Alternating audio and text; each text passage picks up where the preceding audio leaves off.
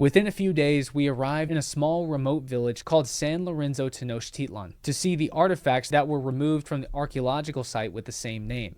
Not many gringos ever visit this town, and the most recent visitor on the Ledger forum was from 4 months earlier. All of the villagers came out with little trinkets and popsicles for us to buy, and it's at this tiny museum, if you can call it that, where you'll see some of the Olmec's strangest monuments. As I walked through the gate, laying on the ground right next to this Volkswagen was a fallen basalt column that supposedly had been found in the Red Palace within the archaeological site. Now, this brings up an interesting question because Olmec architecture is supposed to have been comprised solely out of packed earth, just like the mounds we see in the United States.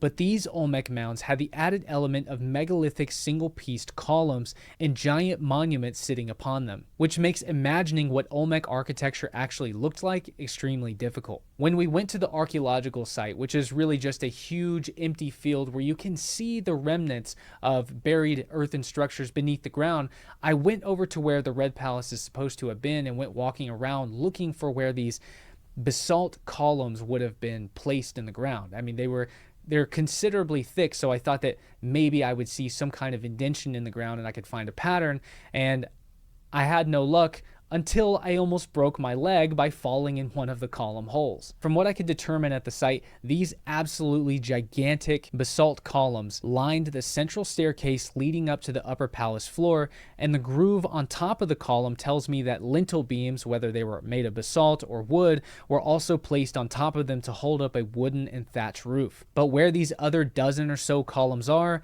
I have no idea, and I can't find any data on it either. About 40 feet from the basalt column was a rectangular basalt slab about 10 by 12 feet. The locals didn't know what to make of it, but presumed it might have been a tool sharpening block, at least at some point in time. Well, I highly doubt that its original purpose was intended to be a giant stone sharpener. But early archaeology was pretty hasty about removing treasure and impressive monuments from their original location without properly documenting all of it first. But perhaps I shouldn't be too harsh on just archaeologists, because we do know that cultures thousands of years after the Olmecs also tampered with and were curious about these sites as well, with some of them even recreating their own smaller versions of the Olmec heads. Standing near this basalt slab was something that seemed to be an unfinished basalt head or perhaps a large altar, although I couldn't make out any distinctive telling features. One of the more surprising finds was this limestone bird statue, which I felt resembled some kind of obscure Egyptian limestone statues that I've seen lining the temples in Egypt. The detailed work in the wings was amazing, and I can only wonder what the head would have looked like or what species this was intended to be, but my thought is, with the long tail, maybe this is actually the first stone depiction of the sacred Quetzal bird in ancient Mesoamerica. I also found this depiction of what looks like a gear or some kind of clock on the bottom of a broken slab of basalt. Traditionally, the concept of gears or dials is supposed to have originated in Greece and Persia, which makes this artifact very confusing. Even now, I can hardly find any reasonable archaeological explanation for this artifact. It's just completely a mystery. One of the most thought-provoking artifacts I found while in the Olmec heartland was the El Negro monument on display at the Tres Zapotes Museum. This megalithic tenon head looks unambiguously African, and I'm very slow to ever say that the Olmec heads look like they're African because I've seen so many people in the Olmec realm who look exactly like the Olmec heads. But El Negro really stands out and fits its name. Now, I'm always very dubious, and I cast a weary eye on theories about pre-Columbian contact between the Americas and the Old World civilizations, especially when it involves contact back and forth. However, I'm very, very open to the idea of many, many different cultures discovering the Americas prior to Columbus. I think that this was something that was happening all the time, and every so often we get just a slight window into this evidence.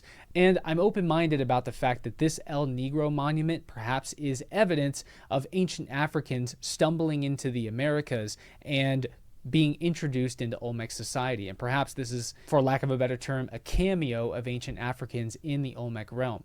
But when it comes to people arriving in the Americas, I'm very dubious as to whether or not they were able to leave the Americas and return home. I think that much more likely is that when they arrived, they chose to stay, or they didn't survive, or perhaps they were even killed on site. Now, there is a story about Spaniards in the Caribbean who come across a tribe in the Lesser Antilles who have these metal-tipped spear points, and they ask these people, through broken translation, where did you get this metal alloy?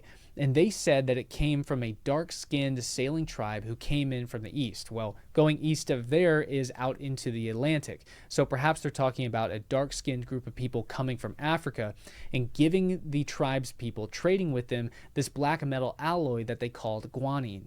Well, linguists who specialize in ancient African languages have found a connection here where on the African west coast there are tribal civilizations that refer to the same type of metal as guanine. So you have this metal alloy of guanine in tribes among the Lesser Antilles or the Eastern Caribbean, and then in Western Africa along the coastline you have old tribes there who are referring to guanine. Guanine.